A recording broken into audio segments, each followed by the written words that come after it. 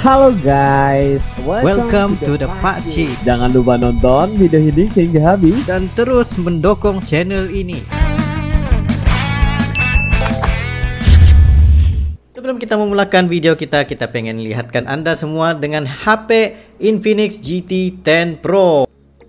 HP ini mempunyai 16 GB of RAM, yaitu 8 GB plus 8 GB virtual RAM serta 600.000 benchmark, dan juga sesuai untuk bermain game-game heavy seperti Genshin, kereta, seterusnya COD, PUBG dan pelbagai lagi, serta swafoto yang sangat menarik perhatian untuk vlogging juga, untuk selfie dan pelbagai lagi kegunaan dengan harga hanya 3 juta rupiah, yaitu Rp1.000. Dapatkannya di toko-toko yang berdekatan Anda. Assalamualaikum warahmatullahi wabarakatuh. Kembali lagi dalam The PUBG dan juga Arili. Assalamualaikum guys, apa kabar kalian? Semoga sehat-sehat selalu guys. Alhamdulillah kita bertemu lagi di channel The PUBG, channel yang memberikan kita informasi, entertainment dan juga reaksi yang jujur aja ya guys. Alhamdulillah, terima kasih kepada kalian yang terus mendukung channel ini sehingga ke hari ini, dan juga kepada teman-teman kita yang baru saja mampir ke channel The PUBG, kita mengucapkan selamat datang, selamat bergabung. Insya Allah kita bakal bikin video yang terkini, terkeren, terviral, apa saja yang positif bakal kita sikat guys ya. Untuk kali ini guys, kita bakal melihat daripada channelnya ya, ini channel favorite kita, Pulang Sekolah, yang mana ini isu ini kita juga udah diminta untuk kita mereaksi ya Pak Ci ya. Maksud aku juga yang lain lah, tapi kita menunggu mana yang tepat untuk kita reaksi ya Pak Ci ya. Ya betul-betul, sebabnya karena isu ini memang isu ini sangat-sangat gimana ya, nggak bisa kita jelaskan ya, nggak bisa kita jelaskan ya. Nah, tapi apabila ada channelnya yang bisa ya bikin konten ataupun menerangkan ataupun membahas tentang ini ya bisa kita lihat dan reaksi guys, karena kita juga pengen tahu ilmunya tentang ini guys. Kita nggak tahu apa-apa sebenarnya ya. Betul-betul. Sebabnya lagi satu, penolakan ini pun juga berlaku di Malaysia dan juga Indonesia. Cuma kita pengen tahu apakah sebab utama perkara kenapa ini berlaku. Pengungsi Rohingya ini ditolak di mana-mana guys ya. Jadi guys, nggak perlu basa-basi, kita bakal melihat dalam 3, 2, 1 and go. Ini ilmu juga ya, bagus buat kita guys. Bahkan banner-banner penolakan Rohingya itu juga dipasang sama masyarakat di tempat-tempat umum loh, termasuk di depan masjid. Assalamualaikum. Ara Rohingya Zati. Ara Hokkan. Ara Dunia Tunsai. Bahkan sempat juga ada tuh 2 orang Rohingya yang ditahan gara-gara ngelakuin. Ini banyak yang request ke gua nih, minta bahas kenapa masyarakat Aceh pada nolak ratusan pengungsi Rohingya yang mau mendarat di Aceh. Bahkan para pengungsi ini tuh disuruh putar balik kan ya, disuruh nyari tempat pengungsian yang lain. Dan sejujurnya ini gua nggak kaget sih, soalnya walaupun dulu kita tuh banyak ngelakuin aksi bela Rohingya kan, tapi gue juga dapat beberapa cerita tentang orang-orang Rohingya yang ditampung di Malaysia. Dan di Malaysia juga orang-orangnya tuh cenderung nolak kehadiran mereka kan. Jadi waktu di Aceh kejadian yang sekarang nih, gue jadi keinget yang di Malaysia beberapa tahun lalu inilah. Jadi ya aksi penolakan gini tuh sebenarnya nggak cuma terjadi di Aceh ya. Negara-negara Asia Tenggara tuh bahkan dari dulu udah pada nolakin pengungsi Rohingya juga. Tapi apa penyebabnya yang sampai bikin para pengungsi dari wilayah Rakhine Myanmar ini ditolak di mana-mana? Ya udah kalau gitu, ayo langsung aja kita bahas kenapa negara-negara khususnya di Asia Tenggara pada nolakin pengungsi Rohingya di Learning by Googling. Mantap. Sebenarnya gue bahas Rohingya tuh dulu tuh udah sering banget ya, dari sejarahnya sampai update-update-nya. Tapi sekarang di awal gue mau ngerangkum dulu nih, kali aja ada yang belum tahu kan. Pertama, Rohingya tuh nggak semuanya Muslim. Yang agama lain juga ada, dan mereka ini ikutan dibantai di sana. Makanya di kamp pengungsian Rohingya yang di Cox's Bazar kan juga ada tuh orang-orang Rohingya yang agamanya Hindu di situ. Karena ya mereka ikut dibantai, makanya mereka ikut kabur. Dan terus yang harus kita tahu juga, pelaku pembantaian Rohingya itu kan militer Myanmar ya. Nah, militer Myanmar ini dalam sejarahnya mereka tuh nggak cuma ngebantai Rohingya ya. Mereka juga pernah ngehantam etnis Kachin. Etnis Kachin tuh etnis mayoritas Kristen di sana. Terus ada juga etnis Chin, ini mereka mayoritas Kristen juga nih, dan mereka juga masuk sebagai etnis yang paling sering ditindas sama militer Myanmar. Terus ada etnis Shan juga, dan etnis Shan yang Muslim maupun yang Buddha, mereka ini juga ditindas dan perang lawan militer Myanmar. Dan ini gue ngasih tahu ini biar lu pada tahu ya, kalau ini tuh emang bukan pembantaian agama, ini tuh pure pembantaian etnis. Ini tuh pure pembersihan etnis. Karena kalau ini pembantaian agama di wilayah-wilayah lain kayak di Yangon misalnya, itu tuh orang-orang Islamnya tuh masih bisa hidup normal loh. Masjid itu masih bisa beroperasi normal. Terus juga etnis-etnis mayoritas Muslim lain kayak etnis Jerbadi, Chulias, Kakas, itu mereka hidupnya juga normal-normal aja, nggak dibantai kayak Rohingya mereka. Jadi ya menurut gue ini tuh emang militernya aja yang rese, pengen melakukan pembersihan etnis, bukan pembersihan agama ya. Ya kalau pembersihan agama nggak akan ada tuh masjid-masjid di Yangon segala macam tuh nggak akan ada sekarang. Ya benar In juga which kan. the Myanmar government refers to as a clearing operation, it appears no Rohingya, whether Muslim or Hindu, are safe. The Myanmar government restricts journalists from visiting Rohingya villages in Rakhine State, so telling their stories is difficult. Kenapa ya? 500 Hindu families have fled across the border to Bangladesh. Nah, etnis Rohingya sendiri, mereka ini adalah salah satu etnis mayoritas Muslim di Myanmar. Atau lebih tepatnya di wilayah Rakhine lah, di Rakhine State. Kalau menurut United Nations High Commissioner for Refugee atau UNHCR disebut, garis besar dari sumber masalah yang dihadapin sama masyarakat Rohingya itu adalah karena mereka tuh nggak diakuin sebagai etnis resmi di Myanmar. Dan keluarga negaraan mereka tuh juga udah ditolak sejak tahun 1982. Makanya akhirnya ini ngebikin masyarakat etnis Rohingya tuh jadi kelompok masyarakat tanpa negara terbesar di dunia. Jadi ya emang masalah krisis Rohingya ini tuh udah ada dari lama ya, udah lebih dari 40 tahun yang lalu. Dan kayak yang kita tahu, isu ini akhirnya jadi makin menguat waktu militer Myanmar ngelakuin aksi pembantaian dan pengusiran paksa ke masyarakat Rohingya di tahun 2017. Dari situ booming tuh masalah ini tuh jadi diketahui seluruh dunia tuh. Dan masih menurut data dari UNHCR disebut sejak tahun 1990-an udah ada kurang lebih 1 juta masyarakat Rohingya yang terpaksa keluar dari Myanmar. Dan akhirnya jadi pengungsi di negara lain. Terus sekitar 90% dari total pengungsi Rohingya ini akhirnya mereka tuh menetap di Cox's Bazar, wilayah pengungsian masyarakat Rohingya di Bangladesh, yang sekaligus jadi kamp pengungsian terbesar di dunia sampai saat ini. Jadi 90% dari mereka tuh di Cox's Bazar di Bangladesh, sisanya baru tuh ada yang ngungsi dan nyari peruntungan di negara-negara lain, kayak di Thailand, Malaysia, Indonesia, sampai India. Ya ini sebenarnya kalau lu mau tahu sejarah Rohingya lebih detail, lu bisa tonton di video gue yang ini, sama ini. Banyak guys. Ada lagi gak ya? Ya pokoknya banyak lah, gue dulu bahas Rohingya lah. Marketing berentet. Marketing guys. Marketing berantai. Tengok, wish campsite-nya. Ramai sekali guys mereka ini. Nah tapi di saat masyarakat Rohingya ini tuh serba kesusahan, mereka pengen nyari tempat yang lebih baik buat mengadu nasib, kebanyakan dari mereka tuh malah harus nerima kenyataan kalau banyak negara yang udah pada nutup pintu buat pengungsi Rohingya. Bahkan negara-negara yang dulu sempat mau nerima mereka, kayak Thailand sama Malaysia, itu pun sekarang udah nggak mau lagi berurusan sama pengungsi-pengungsi dari Rohingya. Kenapa jadi gitu? Ini enaknya kita bahas satu-satu ya, per negara aja lah. Dari Thailand dulu deh. Kalau menurut NPR, Thailand tuh sebenarnya punya sejarah panjang loh dalam nanganin pengungsi-pengungsi dari negara tetangganya, khususnya di sini Kamboja. Ya jadi dulu waktu perang saudara di Kamboja pecah, Thailand tuh jadi kedatangan banyak pengungsi dari Kamboja tuh. Dan Thailand di sini yang awalnya terbuka dan berniat ngebantu para pengungsi ini, endingnya malah jadi harus direpotin sama banyak kasus nih. Contoh kasusnya tuh kayak ini deh nih. Jadi banyak pengungsi-pengungsi ilegal yang masuk ke Thailand tanpa diketahui. Yang endingnya jadi bikin banyak munculnya kasus-kasus kriminal.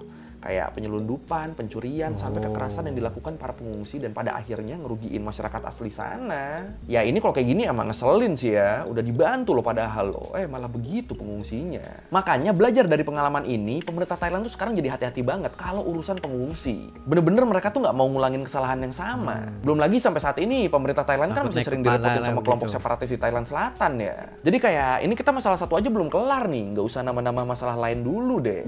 Jadi gitulah kira-kira.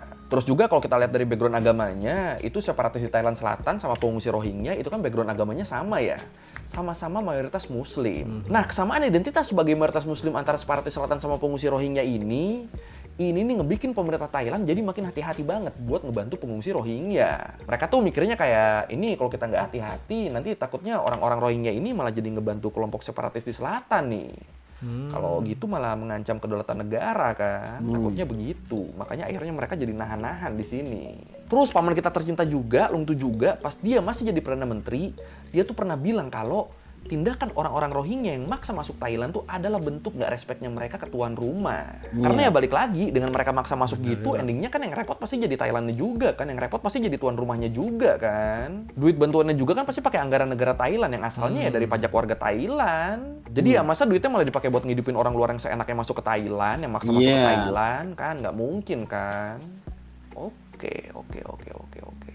Members of the ethnic minority Rohingya who are persecuted in Myanmar and often live in poverty. Thailand doesn't accept boat refugees. And instead, they gave these people food, water, and fuel before sending them back out to sea, aiming for Malaysia. Nah itu tadi di Thailand, di Malaysia beda lagi nih. Kalau menurut BBC, sejak terjadinya konflik berdarah di Rakhine yang bikin banyak masyarakat Rohingya terusir di tahun 2017, di situ Malaysia tuh bisa dibilang jadi salah satu negara ASEAN yang getol banget mengutuk tindakan kekerasan ini. Terus pemerintah Malaysia juga selalu dengan tegas tentang pemerintahan junta militer di Myanmar. Dan mereka mendukung penuh kubu oposisi yang memperjuangkan demokrasi di Myanmar. Dan ya so far gue setuju sih sama apa yang disuarakan sama Malaysia ini ya. Tapi ternyata gara-gara ini akhirnya di mata masyarakat Rohingya, Malaysia tuh udah dianggap kayak destinasi favorit buat memulai kehidupan baru gitu. Itu jadi masalah dia guys. Ketika mereka nyari tempat baru, itu pasti opsi pertamanya tuh Malaysia. Dan masalahnya di beberapa tahun terakhir, sikap Malaysia ini pelan-pelan terkesan mulai berubah nih. Jadi meskipun pemerintah Malaysia tuh masih ngebela Rohingya di forum-forum internasional, tapi di lapangannya, di Malaysianya, mereka tuh mulai nolak kedatangan pengungsi Rohingya yang pengen masuk ke wilayah Malaysia. Udah beberapa kali tuh, Angkatan Laut Malaysia ngehalau kapal pengungsi Rohingya dan nyuruh mereka buat puter balik. Jadi ya sama sekali nggak boleh mendarat di Malaysia tuh. Kalaupun akhirnya ada yang diizinin singgah, mereka tuh nggak bakal bisa lama stay di Malaysianya. Paling cuma buat ngisi ulang perbekalan, habis itu ya udah disuruh berlayar lagi udah. Dan penolakan ini nggak cuma dari pemerintahnya ya, dari masyarakat Malaysianya juga sama nih. Mereka ramai-ramai nolak kedatangan imigran asal Myanmar, khususnya warga Rohingya. Bahkan banner-banner penolakan Rohingya tuh juga dipasang sama masyarakat di tempat-tempat umum loh, termasuk di depan masjid. Emang alasan Malaysia nolak apa? Kalau menurut Reuters, Malaysia tuh sebenarnya punya alasan kuat buat nolak pengungsi. Soalnya mereka tuh termasuk negara yang nggak meratifikasi aturan PBB soal pengungsi. Mereka basicnya emang nggak ikut tanda tangan di protokol PBB terkait pengungsi. Jadi ya bisa dibilang ketika mereka nolak pengungsi, ya Malaysia tuh nggak ngelanggar aturan apapun. Belum lagi tahun 2020 kemarin kan semua negara termasuk Malaysia tuh pada kesulitan gara-gara pandemi ya. Dan di sini akses masuk ke Malaysia juga diperketat dong buat meminimalisir penyebaran virus COVID. Lagi ketat-ketatnya gitu, tiba-tiba ada ratusan pengungsi Rohingya yang datang pakai kapal kecil dengan kondisi yang nggak baik-baik aja. Ya ini susah lah kalau mau diterima kan, terlalu beresiko ini. Dan akhirnya ratusan imigran ilegal Rohingya ini ditahan di pusat detensi. Dan akhirnya yang jadi masalah lagi, kalau menurut Channel News Asia di tahun 2022 kemarin, pusat detensi ini tuh dijebol sama para pengungsi di dalamnya. Dan imigran-imigran yang didominasi sama orang Rohingya itu mereka pada kabur. Bahkan ada yang nekat kabur ke arah jalan tol. Dan gara-gara yang kabur ke jalan tol ini, akhirnya ada sekitar 6 orang yang tewas akibat kecelakaan. Dan ya balik lagi, kalau udah gini kan jadi tuan rumahnya yang repot ya. Terus belum lagi masyarakat Malaysia sendiri juga sering tuh dibikin repot sama kelakuan para pengungsi ini. Kalau menurut Al Jazeera disebut beberapa bulan setelah kedatangan para pengungsi ini, pemerintah Malaysia tuh ngeklaim kalau angka kekerasan di sana tuh jadi meningkat loh. Banyak banget laporan dari warga yang ngalamin tindakan nggak mengenakan dari para pengungsi ini. Bahkan sempat juga ada tuh 2 orang Rohingya yang ditahan gara-gara ngelakuin aksi pemerkosaan ke remaja Malaysia. Gila ya kan? Ini kacau jir. Ya pantas jadi pada ditolak. Naik kepala, ya. Orang panggil sini naik kepala. Hundreds of detainees on the run. Nearly 530 people escaped after a riot at a detention center for undocumented migrants in Malaysia's Kedah state. Police say the detainees broke down doors and grills and fled. Dan penolakan terakhir ya yang lagi ramai di kita, penolakan imigran Rohingya di Aceh. Jadi kasus penolakan ini tuh terjadi di 3 tempat sekaligus ya, di Kabupaten Biren, di Kabupaten Pidi, sama di Kabupaten Aceh Timur. Di situ kemarin emang ada beberapa kapal pengungsi Rohingya yang masuk ke Aceh. Dan walaupun dapat penolakan dari masyarakat, tapi pas gue bikin video ini, para pengungsi ini tuh lagi ditampung di tempat-tempat penampungan sementara. Masyarakat sana akhirnya mau tuh nerima mereka dengan catatan dalam waktu dekat para pengungsi ini harus direlokasi. Tapi kalau yang di Aceh ini kenapa ditolak? Nah, kalau menurut keterangan warga yang dihimpun BBC disebut ada beberapa alasan kenapa mereka nolak pengungsi Rohingya. Alasan yang pertama, dan menurut gue ini alasan yang paling basic, karena emang nggak ada tempat buat mereka di Aceh. Kayak lokasi yang dipakai buat penampungan sementara aja deh. Itu beberapa tuh sebenarnya tuh tempat aktivitas kerja warga lokal sana loh. Yang kalau nggak segera direlokasi, ya kerjaan warga setempat tuh pastinya jadi terhambat kan. Terus alasan lainnya juga disebut masyarakat Aceh tuh kebanyakan udah kapok sama kelakuan orang-orang Rohingya. Masyarakat ngerasa para pendatang ini tuh pada nggak mau nurut sama aturan warga. Dan itu belum ditambah sama kasus-kasus pengungsi yang kabur dari kamp pengungsian loh. Banyak guys sama gitu banyak guys. juga tindakan nggak mengenakan yang diterima warga selama berinteraksi sama para pengungsi ini. Jadi ya sebenarnya alasan penolakannya itu sama aja ya kayak yang di Thailand sama di Malaysia tadi. Karena attitude sama tindakan-tindakan yang dilakukan. Attitude mereka guys. Itu yang kita mereka, pengen. Akhirnya warga lokalnya malah jadi malas tuh sama mereka tuh, malah jadi nggak mau nolongin tuh. Adabnya nggak ada gitu lah. Gimana lagi? Salah sendiri kan jatuhnya ya. Masyarakat ini memang nggak menerima karena Mengganggu kenyamanan. Yang pertama pengalaman yang lalu memang mereka nggak tertib dan mereka sewaktu-waktu juga melarikan diri. Jadi kami khawatirkan takut terjadi hal-hal yang tidak diinginkan. Tapi selain alasan personal dari masyarakat dan alasan kedaulatan negara, ada satu alasan lagi nih yang menurut gua ya ini cukup penting sih. Kalau ngomongin pengungsi Rohingya khususnya di Asia Tenggara. Jadi kalau menurut Lex Rivel, pakar studi Asia Tenggara di Brookings Institution, dia bilang isu pengungsian ini tuh emang bukan hal yang bisa diselesaikan dengan gampang di level regional. Jadi walaupun banyak pihak yang kritik dan ngedorong ASEAN buat ngambil tindakan buat nyelesain kasus Rohingya, tapi kalau menurut Rivel, ASEAN tuh nggak bisa disamain kayak organisasi regional kayak Uni Eropa gitu, nggak bisa. Kalau menurut Rivel, ASEAN tuh bukan badan regional dan ASEAN tuh nggak punya anggaran atau mekanisme khusus yang bisa dipakai buat nanganin masalah-masalah kayak gini. Betul. Ya masalah masing-masing negara aja masih repot kan, gimana mau fokus ngurus pengungsi coba? Iya juga sih. Tapi kalau menurut lu sendiri gimana nih? Tindakan nolak warga Rohingya ini tepat atau enggak nih? Bener apa enggak? Apakah ini salah karena orang-orang Rohingya ini tuh lagi kesusahan, wajib kita bantu? Atau ini udah tepat? Karena bagaimanapun ya masyarakat negara kita sendiri lah yang harus diutamain. Yang mana nih? Silakan komen. Assalamualaikum. Ara Rohingya Zati. Ara Hokkan. Ara Dunia Tunsai. Oke, tambahan dikit, pas gue lagi ngedit video ini dilaporin ada sekitar 200 orang Rohingya yang mendarat di Aceh lagi nih. Kali ini mereka berlabuhnya tuh di tepi pantai Ujong Kareng di kota Sabang. Dibilangnya sih ini pertama kalinya nih ada orang Rohingya yang terdampar di tepi pantai Ujong Kareng. Dan dengan 200 pengungsi yang baru datang ini, berarti kalau menurut UNHCR Indonesia disebut di bulan November 2023 ini aja udah ada 5 kapal pengungsi Rohingya yang mendarat di Aceh. 3 di Kabupaten Pidi, 1 di Biren, dan 1 lagi yang terakhir tadi tuh yang di Sabang. Dan kalau semuanya dijumlahin berarti di bulan November 2023 ini aja tuh udah ada sekitar 1000 orang Rohingya loh yang mendarat di Aceh. Dan ini cukup berbahaya sih soalnya shelter sementara yang ada di Pidi itu aja sekarang udah melebihi kapasitas. Datang lagi 200, mau ditampung di mana coba? Oke, sekian dari minggu kali ini tentang kenapa orang-orang Rohingya pada ditolakin di mana-mana. Ya ternyata gara-gara mereka sendiri ya sebenarnya ya. Udah sempat diterima tapi kelakuannya malah begitu tuh. Iya, attitude mereka guys. Ya, ini yang dikatakan itulah adab datang ke tuan rumah tuh perlu diperbaiki juga. Sebelum kita ingin menerima. Ya benar-benar. Begitulah. Ya, karena bagi aku ini soalnya tentang kedaulatan negara lah sebenarnya ya. Karena ya kalau semua orang bisa kayak gitu ya itu bukan di dalam undang-undang ya sebenarnya. Masuk kayak gitu aja Pak Ci. Sedangkan kalau kita mau pergi ke negara lain kita harus ada visanya, pasportnya, bayarin itu, bayarin ini. Dan juga itu nggak senang. Harus ada ID-nya ya. Harus ada SIM-nya. Gitu guys. Harusnya tapi mereka ini udah sampai malah bawa datang lagi guys.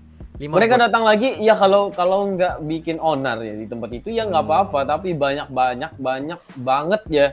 Kalau di Malaysia itu banyak banget kasusnya yang membuatkan kita itu memikirkan sebenarnya kasihan tentang kemanusiaan ya, kemanusiaan, human rights pada awalnya kita lebih kepada human rights. Beri mereka peluang, tetapi bila diberikan itu mereka juga naik kepalanya juga. Mereka melakukan sesuatu yang nggak pantas untuk dilakuin yang di tempat negara orang yang mereka udah sampai gitu. Iya betul. Waduh. Karena bagi aku haruslah ya Aceh ini belajar daripada tempat kita ini juga guys. Karena kenyamanan rakyat Aceh itu harus diutamakan guys. Ya. Yes, betul. Karena tindakan ini seharusnya ya biar melalui jalan yang benar, jalan yang betul ya. Gimana pun kalau kita pergi ke negara orang harusnya melalui jalan-jalan yang benar ya. Dan juga menjaga etika dan adab kita berada di negara itu. Mau kerja di negara itu harus menggunakan sesuatu yang benar, harus yang menggunakan undang-undang yang benar. Gitu guys, mau masuk ke tempat kita harus menggunakan ya seperti kita masuk ke rumah orang ya. Ada apa tuh enggak yang masuk tiba-tiba masuk ke rumah dan rumah itu dibuat seperti rumah kita, itu enggak pantas guys. Betul. Kita selalu menghormati gitu. Ya. Mereka ini sangat sebenarnya sangat berpotensi untuk mengancam dan mengganggu juga ya. Benarnya lah, bukan karena kita itu nggak kasihan, bukan. Ini adalah negara guys, negara, dan juga kita adalah orang yang menetap di negara tersebut. Betul. Kita sudah memberi peluang, bukan kita tidak memberikan peluang. Ya, jangan mengulang kesalahan yang sama itu aja. Betul. Gitu ya. Sebenarnya kita kalau secara yang apa ya, kita satu semua ASEAN ini harus menekan sebenarnya kepada Myanmar ini, kepada mereka, karena mereka yang bertanggung jawab sebenarnya Myanmar ini yang menjatuh. Mereka yang mengusir etnis, jadi mereka yang patutnya bertanggung jawab atas apa tindakan mereka ini guys. Itu guys. Karena jujur aja, mana-mana orang juga kalau menerima tetamu, ya tetamu itu jangan bikin sesuatu yang nggak harus dibuat di tempat itu gitu. Ya. Ini jangan kebanyakannya itu jujur aja banyak yang mencari keributan lah gitu ya. Di tanah yang mereka pijak ini guys. Ya. Banyak tapi kita nggak mau kasus ya, kalian harus research sendiri apa yang berlaku lah ya. Iya betul. Karena kita juga takut tersalah kata, tersalah bahasa juga ya, memberikan berita-berita yang hoax ya. Tetapi apa yang kita lihat dan baca gitu ya. Ya, berlaku di Malaysia walaupun bukan di daerah kita, tetapi daerah yang lain juga. Begitulah yang berlaku dengan tetap dalam negara kita juga. Tetap dalam. Ya. Betul. Betul. Jadi guys, ini gimana komentar kalian? Haruskah mereka itu ditolak ataupun diterima? Ya, sila komentar di bawah seperti biasa. Ya, ataupun kalian bisa berikan pendapat-pendapat yang ya harusnya menanggapi dengan bijak juga. Betul. Ya. Jadi nggak perlu lama-lama Pak. Ya, mungkin itu untuk kali ini ya. Yes, itu sebenarnya bro. Sekian kalian ada lagi video untuk direaksi, just komen dan post dan insyaallah kami akan coba yang terbaik untuk mensajikan video-video Anda. Ya, mungkin itu saja untuk kali ini. See you for the next video. Assalamualaikum, bye-bye.